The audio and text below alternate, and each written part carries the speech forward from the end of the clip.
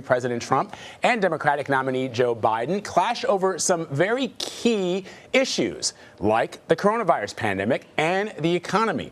Both candidates, as you noted, held these dueling town hall-style events last night.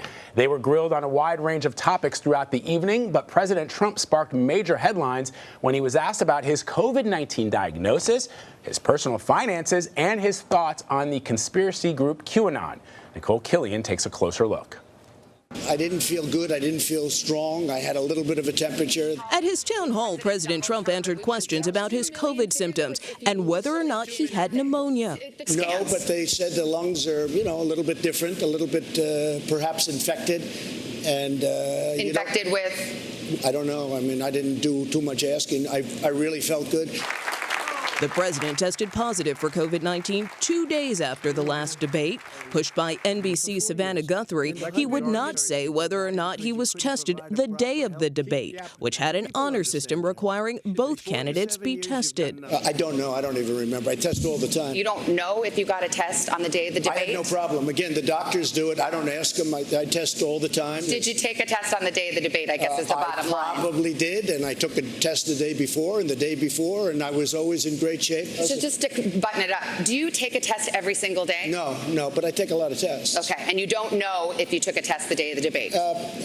Possibly I did, possibly I didn't. Who do you owe $421 million? Mr. Trump appeared to confirm a New York Times report that he does in fact owe over $400 million, possibly to foreign entities. $400 million compared to the assets that I have, all of these great properties all over the world. Are you confirming that, yes, you do owe some $400 million? What I'm saying is that it's a tiny percentage of my net worth. No, I don't owe Russia money. I owe a very, very small, it's called mortgages. Yeah. People have a house, they put a mortgage. Any foreign bank, any foreign entity? Not that I know of, but I will probably, because it's so easy to solve, and if you'd like to do, I will let you know who I owe whatever small amount of money. Let me ask you about QAnon. In a shocking exchange, the president repeatedly refused to denounce QAnon, a movement the FBI identified as a potential domestic terror threat. This theory that Democrats are a satanic pedophile ring and that you are the savior of that.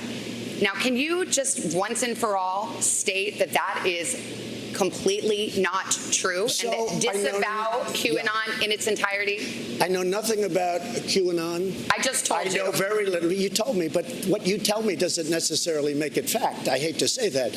I know nothing about it. But he then seemed to promote part of their central belief, the baseless conspiracy theory about a secret cabal of pedophiles waging an anti-Trump war from inside the government. What I do hear about it is they are very strongly against pedophilia, and I agree with that. I mean, I do agree with that, and I agree with it very strongly. But there's not a satanic pedophile cult they run. I have no idea. I know nothing about that. You don't know that? Okay. No, I don't know that. You just this week. Neither do you know that. Okay, so Nikole Killion is joining us now from the White House. Just so you know, the president doesn't know anything about it, but later on in the show, we are going to dig a little deeper into the QAnon theory and also just the negative impact that it is having. So you all will be more informed than the president, I think, a little later. Nikole, though, let us start with what the president had to say. You know, this is supposed to be an opportunity for the president to argue why he deserves another term. What will happen with another 4 years of a Donald Trump presidency? Was he able to, or did he articulate his agenda for a second term? What are the issues he plans to focus on? Because thus far, he's really focused on what he has what he says he's accomplished in the last 4 years.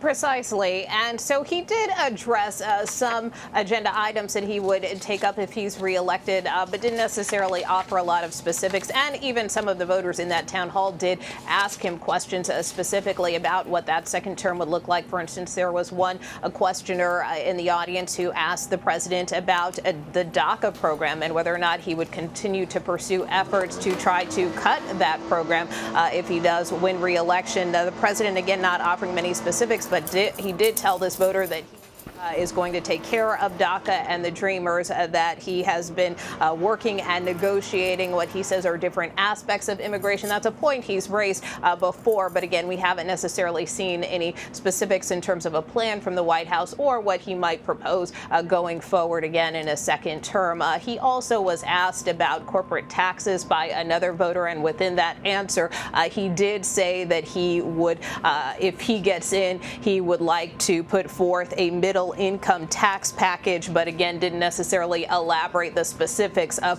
what that might look like or who specifically he would be targeting. He did, however, caution that he feels, which is an argument he's made before, that if former Vice President Joe Biden were to get elected, that he believes the Democrat would raise taxes, and that in turn he feels would hurt the economy. Nikole, let's sort of dig into a couple of things that the president seemed to indicate last night. Not only did he seem to suggest that he does owe, in fact, some monies to unknown entities that we don't know about when Savannah Guthrie pressed him on that. I want to dig in on this QAnon movement, this conspiracy theory, where the president's retort to Savannah Guthrie when she said, yes, but Mr. President, you don't believe that there are devil-worshipping, child-molesting Democrats. And the president said, well, you don't know that that's not true. I just don't understand. This is the president of the United States who has access to the nuclear codes, who is the top. He has access to top secret, the most secret information that this country has ever produced. The president is sort of not disavowing this horrible conspiracy theory, this horrible conspiracy group. Why is he reluctant to condemn? Everybody can get behind the notion that he's against pedophilia, but why won't he disavow QAnon outright? Well, I think you saw Savannah Guthrie try to get at that, saying she doesn't get that. He's not somebody's crazy uncle who can, tweet whatever he wants and put out whatever he wants. And to your point that he is the president, but he did kind of deflect on that point. And he has been asked about this before, and he has always contended he doesn't know much about the group. However, what we do know is that some of the supporters do support him, do attend some of his rallies, that he has amplified some of these Twitter accounts that are linked to QAnon. So again, I think it's something that certainly merits further probing of the president to try to get a more direct response. But certainly that's something we saw Savannah Guthrie try to do last night. Why the president won't go further, obviously, we'll have to ask him again. Well, who knows? That may come up. I mean, he did disavow white supremacy, something that he didn't do during the last debate. So maybe in the next debate, he'll disavow QAnon, because that's the way it goes. First, he says that he doesn't know anything about it, and then maybe later on, when that's not going over so well, we might get a different answer from him. But I digress. But, Anne-Marie, Nikole, let us talk Nikole, about the things. I just want to say that it is interesting, Nikole, you point out that the president of the United States, just by the nature of his position, has access to the information that most Americans don't have. And when Savannah said you can't be like the crazy uncle, that is what a lot of us in our families have, right? Somebody says, hey, did you hear about this thing? Vlad, are you digging into that? And you're like, Uncle so-and-so, where did you get that information? When the president says, I heard it, or I saw it, or I read it, somewhere, or I saw it on TV, that's not the bar is higher for the president of the United States, is my estimation. Well, considering that they've been labeled a domestic terror threat as well, one would think the president certainly has further intelligence to back that up, and so it should be a clear response. But again, we can't try to get into his head, and like I said, I think it's just a matter of whether or not he continues to get pressed on this, because he has been asked numerous times on this topic. Obviously, I'll be at the debate next week, so I'm sure some of those moderators were taking lots of notes last night. Right.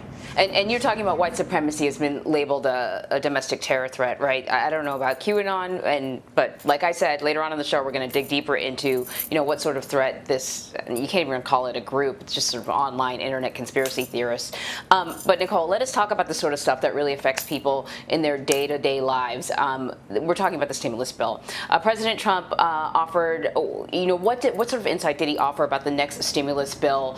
We've heard all sorts of things coming from him just in the last couple of weeks, whether he wants to call off the negotiations, but he's open to passing piecemeal deals. He wants to, just go big or go home, throw all the money you can at it, and, blaming Nancy Pelosi for not wanting to sort of sign on when really there are, Senate congressional Republicans who are really nervous about spending trillions of dollars too. So it's not just about the Democrats holding up the bill. Did he give any indication as to where he stands on this stimulus bill?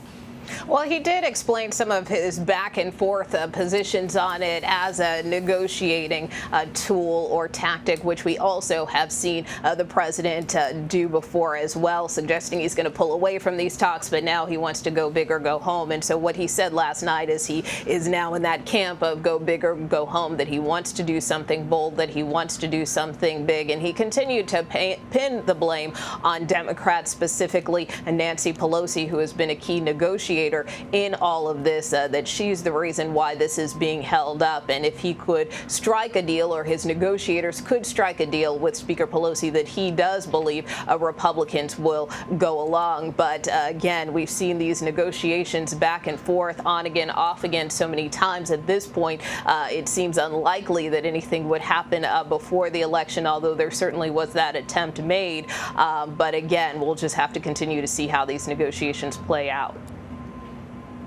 Yeah, well, fingers crossed for all those people that are hoping for some sort of relief. Nikole, thank you so much. You bet.